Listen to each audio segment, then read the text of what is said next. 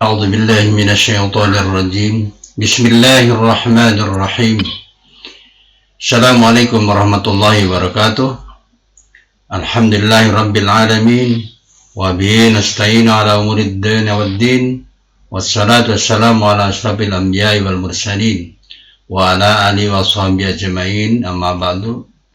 Sahabat yang dimuliakan Allah Subhanahu wa taala, kajian berikutnya tentang buku pertama masih dasar-dasar pengobatan, masih masalah kesehatan. Kita menginjak bagian 5 tentang suburnya tahayul, khurafat dan syirik. Sahabat yang dimuliakan Allah Subhanahu wa taala, dalam season ini bab yang keempat, bagian kelima, suburnya syirik, khurafat dan tahayul, kami sampaikan bahwa yang pertama kami sampaikan tentang kembali pada akidah yang benar. Kenapa demikian? Kita tahu materi ini sungguh sangat penting, utamanya karena menyangkut niat kita yang pertama untuk belajar menjadi terapi sendiri. Jadi kalau di season awal saya sampaikan tentang menyempurnakan niat. Salah satu niat kita adalah kembali pada akidah yang benar. Manakala akidah kita sudah di jalan yang benar, insya Allah, maka saatnya untuk meningkatkan dan memperdalam keyakinan kita, keyakinan akidah kita agar mencapai tingkat tertinggi. Dari tingkat yang pertama taklid, kemudian menjadi tingkat yang kedua yakin, menuju tingkat ketiga ainul yakin, dan meraih tingkatan tertinggi yakni tingkat keempat hakul yakin. Saudara sekalian yang dimuliakan Allah Subhanahu wa taala, tingkat akidah yang keempat ini yakni hakul yakin merupakan tingkatan tertinggi. Saat mencapai tahap ini, seseorang akan memiliki keyakinan yang utuh dan mendalam, sehingga tidak mudah terkecoh dengan berbagai hal yang bias. Keyakinan yang ia miliki berlandaskan dalil yang rasional, ilmiah dan mendalam. Orang yang telah mencapai tingkatan akidah yang hakul yakin, mereka dapat membuktikan hubungan antara objek keyakinan dengan dalil yang ada. Dia juga mampu memberikan argumentasi rasional dan menemukan serta merasakan keyakinan tersebut melalui pengalaman agama yang dirasakannya. Sekalian, mudah-mudahan kita dianugerahi untuk mencapai tingkatan tertinggi hakul yakin. Bahasan berikut soal bagian yang B, pengertian syirik, khurafat dan tahayul.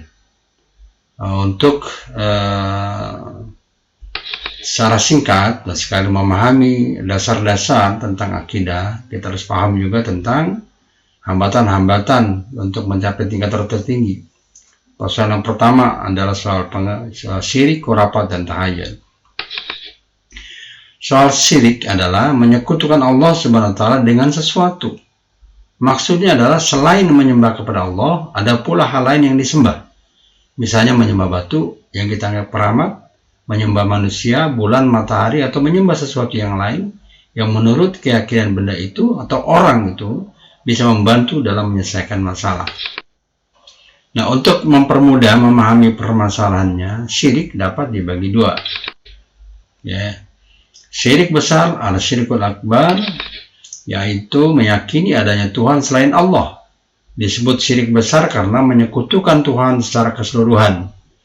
Begitu besarnya sehingga dosa pelaku syirik ini tidak diampuni Allah. Secara teologis tidak semua orang musyrik disamakan dengan kafir. Karena di antara mereka ada yang tetap percaya pada Allah Subhanahu wa taala, tidak sama dengan orang kafir yang sebenarnya. Namun karena dosa-dosanya tidak diampuni Allah, maka di akhirat ia akan masuk neraka. Syirik besar. Syirik kecil, al-syirkul asghar, adalah melakukan sembahan bukan karena Allah, tetapi karena manusia, atau melakukan perbuatan yang memperlihatkan diri kepada orang lain, baik ucapan, sikap maupun amal perbuatannya. Misalnya seseorang melaksanakan sholat bukan karena Tuhan, tetapi karena manusia agar disebut alim atau soleh. Dalam Islam, syirik bentuk ini disebut juga dengan riya. Disebut syirik kecil karena menyekutukan Tuhan dalam beribadah. Contoh lain apa yang disebut adalah sum'ah, yaitu ingin dipuji atau mendapat sanjungan orang, mendapat nama baik. Yang sudah dengan ria, sum'ah adalah ujub dan juga takabur. Semua perbuatan atau amal baiknya bukan karena Allah, tapi karena manusia lainnya untuk memperoleh keuntungan dan kenikmatan dunia. Pengertian yang kedua tentang tahayul. Tahayul ialah sesuatu yang termasuk khayal, tidak masuk akal atau tidak terbukti dalam kenyataan. Pengertian ini mencakup hal yang biasa berlaku di masyarakat dengan suatu yang sering disilahkan dengan gugon, tuhon, yaitu kepercayaan masyarakat yang tidak beralasan sama sekali. Tahayul adalah mempercayai adanya khayalan datangnya bala atau musibah yang dibawa oleh makhluk Allah seperti burung hantu, kucing, ular, dan sebagainya. Selain itu juga kepercayaan pada sesuatu yang dianggap keramat, kuburan, senjata-senjata yang dianggap ampuh, dan sebagainya. Pengertian khurapat berasal dari kata-kata kharab, yang berarti rusak akal karena tua. Khurapat artinya omongan dusta yang dipermanis atau omongan dusta yang menakjubkan. Dalam konteks pembahasan ini, khurapat adalah ajaran-ajaran yang bukan-bukan atau kepercayaan yang bukan-bukan. Khurafat adalah mempercayai kisah-kisah yang batil, seperti kisah Nyai Roro Kidul yang katanya dapat membuat manfaat dan mudarat sehingga harus diberi sesaji. Padahal laut adalah makhluk Allah yang tidak dapat membuat manfaat dan mudarat. Selain itu juga percaya kekuatan gaib yang menunggu sungai dan tempat-tempat angker lainnya. Atau percaya terhadap kekuatan yang memancar dari kubur seseorang yang dianggap keramat dan percaya pada hari naas, bulan naas, dan tahun naas. Saudara sekalian, untuk memahami lebih jauh soal subur syirik, khurafat, dan tahayul, kita harus juga membaca buku-buku atau pandangan-pandangan ulama yang lain karena ini sungguh sangat banyak. Salah satunya adalah yang saya rekomendasikan, tapi para sahabat harus dengan kritis membacanya. Harus dengan kritis apa yang disampaikan berdasarkan pengalaman-pengalaman ya di masyarakat yang disampaikan oleh karya Ustadz Perdana Ahmad, sarjana psikologi. Ada 6 buku tentang praktek tahayul, khurafat, dan syirik di Indonesia. Pertama, perilaku syirik masyarakat di Indonesia. Kedua, kerasukan setan, benarkah manusia dapat dirasuki oleh jin? Yang ketiga, kesaksian praktisi tenaga dalam dan ilmu kesaktian. 4, membongkar kesesatan praktek sihir pada reiki, tenaga dalam, dan ilmu kesaktian. Kelima, ilmu hikmah, antara hikmah dan kedok perdukunan. Keenam, ruqyah syariah PS ruqyah gadungan. Semuanya dapat di-download secara gratis ya di website beliau www.quranichealing.id atau metaphysics.wordpress.com jika masih ada. Insyaallah saya juga sudah mendownload. Nah sekalian, ini untuk memperdalam praktek syirik, khurafat, dan tahayul khususnya di Indonesia.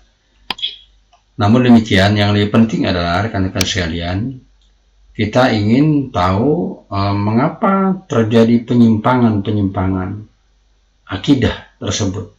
Mengapa begitu suburnya syirik, khurafat, dan tahayul di Indonesia ini? Ada 3 kesimpulannya, ada 3 yang utama ya. Pertama, dangkalnya ilmu tentang akidah. Saudara sekalian, kedangkalan ilmu akidah ini dimulai dari sekolah-sekolah, termasuk sekolah Islam dan pesantren, di mana ilmu akidah tidak dijadikan faktor utama dalam kesuksesan seorang pelajar atau santri.